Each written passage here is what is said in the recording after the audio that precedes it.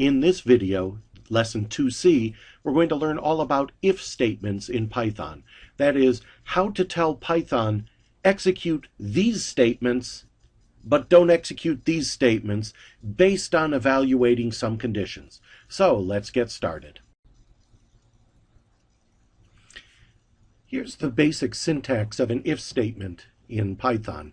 It consists of the bold-faced keywords that I've shown there: if, elif, E-L-I-F, which stands for else if, and else. Now notice there's a colon at the end of the if, elif, and else statements. This is mandatory. This colon right here, and right here, and right here, and right here is mandatory.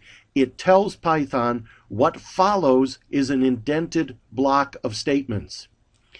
So if a particular expression is true, colon, then you get a bunch of statements. Else, if a different condition is true, you get a bunch of statements.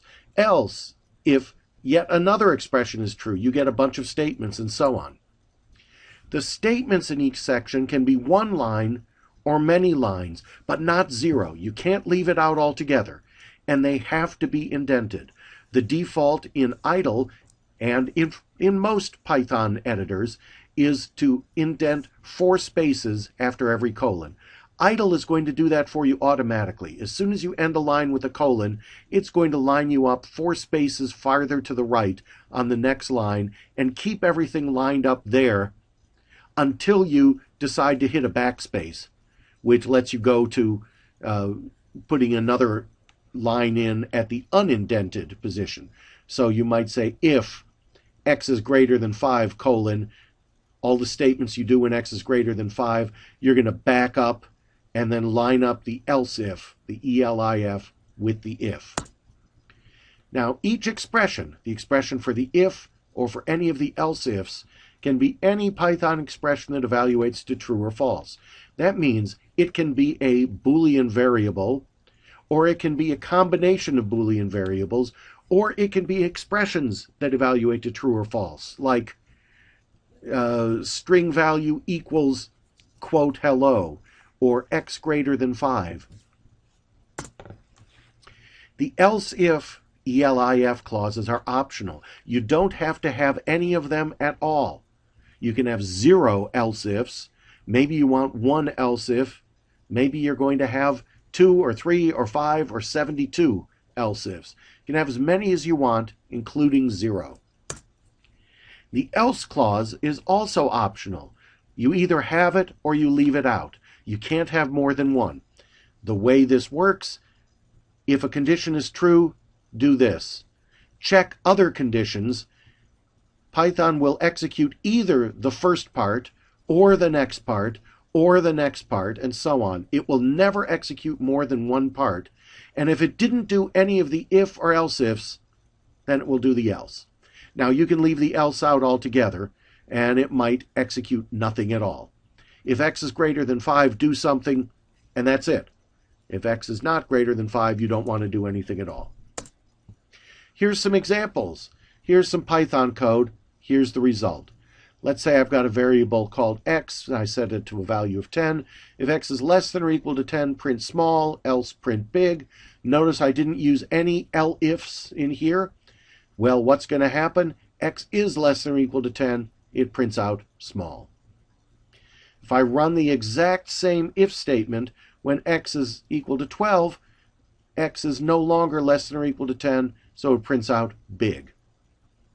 And here I've done an example with an else if. Temperature is 50, weather is sunny, and I check if the weather is rainy. Notice 2 equal signs, not 1 for comparison. If the weather is rainy, I'm going to print out take an umbrella.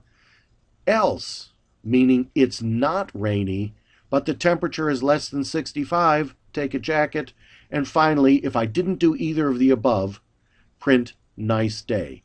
When would I not do any of the above? If it wasn't rainy and it was bigger than or equal to 65 for the temperature. So here it's not rainy because my weather is sunny, My temperature is 50, so I will fail this test. I will pass this test, and I'll print out take a jacket. You can nest if statements. Suppose I want to do something with my rainy and cloudy and temperature stuff. If the weather is rainy, notice everything from here to here is indented. So if the weather is rainy, now I'm going to do this.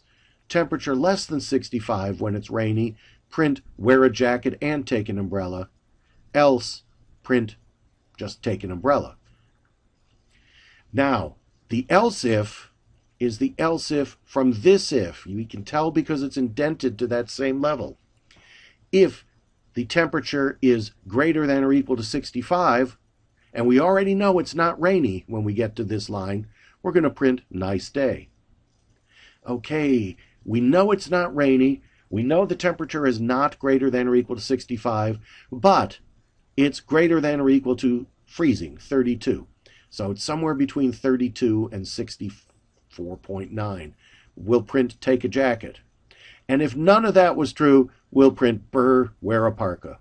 Up to you to figure out which one of these would be executed. You might want to type something like that into idle and see what's going to happen, do some variations. You're on your own to try out if statements. Now, you can make the expressions even more complicated. So here's another example doing about what I did on the previous page, but instead of with nested ifs, I've got more else ifs. If the weather is rainy and the temperature is less than 65, print the message about a jacket and an umbrella. But if that wasn't true, check if the weather is rainy and the temperature is greater than or equal to 65.